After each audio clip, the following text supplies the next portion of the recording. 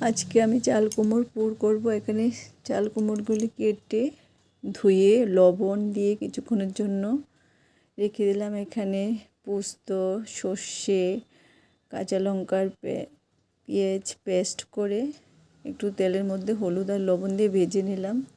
তারপর ব্যাটারের জন্য এখানে কর্নফ্লাওয়ার, বেসন, চালের গুঁড়ো, লবণ, হলুদ, লঙ্কার গুঁড়ো দিয়ে নাড়াচাড়া করে জল দিয়ে ব্যাটারটা গুলে নিলাম।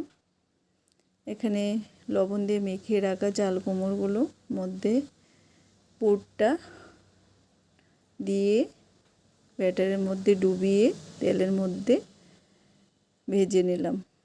অল্প অল্প করে ভেজে নিলাম। কার কার এমন পুর খেতে ভালো লাগে? খেতে কিন্তু খুব দারুণ।